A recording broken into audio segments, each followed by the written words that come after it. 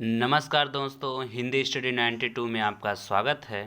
आज हम हरिशंकर परसाई की निंदा रस जो है इस पर चर्चा करेंगे। हरिशंकर परसाई के बारे में ये कुछ जान लेते हैं। हरिशंकर परसाई का जन्म 22 अगस्त 1924 ईस्वी को हुआ था और मृत्यु 10 अगस्त 1925 ईस्वी को। इनका जन्म स्थान की बात करें तो जमानी होशंगाबाद, जो कि मध्य प्रदेश में पड़ता है, और मुख्यतः ये व्यंग्यकार के कवि रहे हैं। इनका व्यंग मुख्य रहा है विषय में। और इनका संपादन की बात करें तो इनका एक वसुधा नामक पत्रिका संपादन था, जो कि मासिक पत्रिका था। निंदा रस, जैसा नाम से ही स्पष्ट हो जा रहा है, निंदा का अर्थ कई प्रकार से ले सकते हैं। आइए इसको पढ़ते हुए, इसके अर्थ को जानते हुए सरलतम से सरलतम व्याख्या करके हम इसको समझ सकते हैं। कई महीने बाद आए थे, सुबह चाय पीकर अखबार देख रहा था कि वे तूफान की तरह कमरे में घुसे, साइक्लोन की तरह मुझे अपनी भुजाओं में जकड़ा। तो मुझे धृतराष्ट्र की भुजाओं में जकड़े भीम के पुतले की याद आ गई। यहाँ एक शब्द आपको दिखा, साइक्लोन। साइक्लोन का अर्थ होता है चक्रवात। कई महीनों के बाद आए थे, सुबह चाय पीकर अखबार देख रहा था कि वे तूफान की तरह कमरे में घुसे, यानी चक्रवात की तरह कमरे में घुसे की तरह मुझे अपनी भुजाओं में जकड़ा। तो मुझे धृतराष्ट्र की भुजाओं में जकड़े भीम के पुतले की याद आ गई। इस प्रकार से जकड़ा उन्होंने चक्रवात अपनी भुजाओं में। यह धृतराष्ट्र की ही जकड़ थी। अंधे धृतराष्ट्र ने टटोलते हुए पूछा, कहाँ है भीम? आ बेटा, तुझे कलेजे से लगा लूं। और जब भीम का पुतला उनकी जमीन में आ गया तो उन्होंने प्राणघाती स्नेह से उसे जकड़कर चूम कर डाला। प्राणघाती, यहाँ भी जो है कि आपको निंदा की बात आई है। प्राणघाती, प्राण लेने वाला स्नेह मतलब प्रेम होता है, उसे जकड़कर चूर कर डाला। मतलब इस प्रकार का प्रेमघाती स्नेह था कि उसे इस प्रकार से जकड़कर चूर कर डाला, यानी उसे मार देना चाहते थे। ऐसे मौके पर हम अक्सर अपने पुतले को अंकवार में दे देते हैं। हम अलग खड़े देखते हैं। क से क्या मैं गले भुजाओं में सौंप दिया कि मुझे मालूम था। यहाँ फिर से देख लेते हैं दूसरा पैराग्राफ। ऐसे मौके पर हम अक्सर अपने पुतले को अंकवार में दे देते हैं। अंकवार जो शब्द आया मतलब गोद में दे देते हैं। हम अलग खड़े देखते रहते हैं। क से क्या मैं गले मिला, क्या मुझे उसने समेटकर कलेजे से लगा लिया? हरगिज नहीं। प्रश्न कर रहा है, मैंने अपना पुतला ही उसे दे दिया। पुतला इसलिए उसकी भुजाओं में सौंप दिया कि मुझे मालूम था कि मैं धृतराष्ट्र से मिल रहा हूँ। पिछली रात को एक मित्र ने बताया कि क अपनी ससुराल गया है और ग के साथ बैठकर शाम को 2-3 घंटे तुम्हारी निंदा करता रहा है। इस सूचना के बाद जब आज सवेरे वह मेरे गले लगा तो मैंने शरीर से अपने मन को चुपचाप खिसका दिया और निह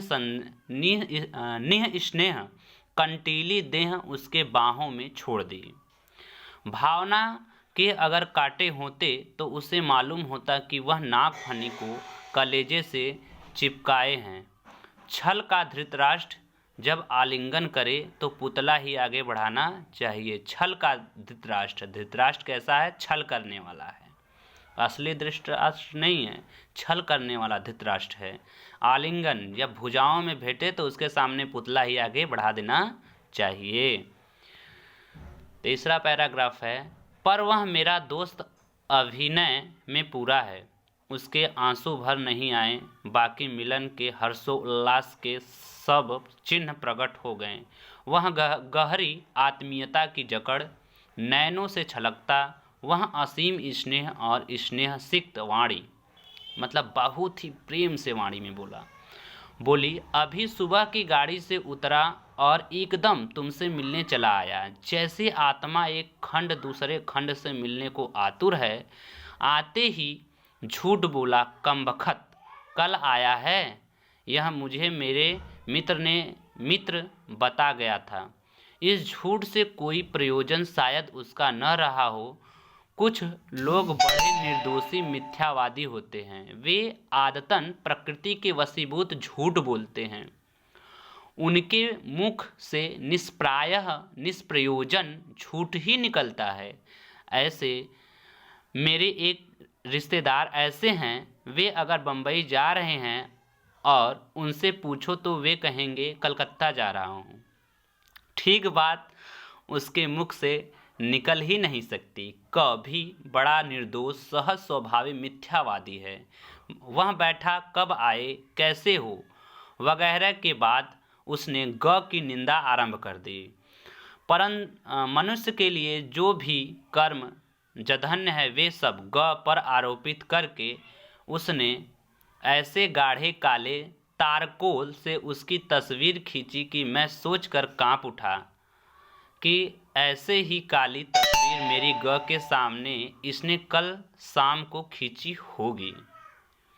सुबह की बातचीत में ग प्रमुख विषय था। फिर तो जिस परिचित की बात निकल आई उसी को 4-6 वाक्यों में धाराशाही करके वह बढ़ा लेता। अद्भुत है मेरा यह मित्र, उसके पास 200 का केटलॉग है। मैंने सोचा जब वह हर परिचित की निंदा कर रहा है तो क्यों न मैं लगे हाथ विरोधियों की गत इसके हाथों करा लूं। मैं अपने विरोधियों का नाम लेता गया और वह उन्हें निंदा की तलवार से काटता गया। जैसे लकड़ी चीरने की आरा मशीन के नीचे मजदूर लकड़ी का लट्ठा खिसकाता है और वह चीरता जाता है, वैसे ही मैंने विरोधियों के नाम एक एक करके खिसकाए और वह उन्हें काटता गया। कैसा आनंद था दुश्मनों को रणक्षेत्र में एक के बाद एक कटकर गिरते हुए देख योद्धा को ऐसे ही सुख होता है। मेरे मन में गत रात्रि के उस निंदक मित्र के प्रति मैल नहीं रहा। दोनों एक होते गए। भेद तो रात्रि के अंधकार में ही मिटता है, दिन के उजालों में भेद स्पष्ट हो जाते हैं। निंदा का ऐसा ही भेद नाशक अंधेरा होता है। 3-4 घंटे बाद जब वह विदा हुआ तो हम लोगों के मन में बड़ी शांति और तुष्टि हुई। निंदा की ऐसी ही महिमा 2-4 निंदकों को एक जगह बैठकर निंदा में निमग्न देखिए और तुलना कीजिए कि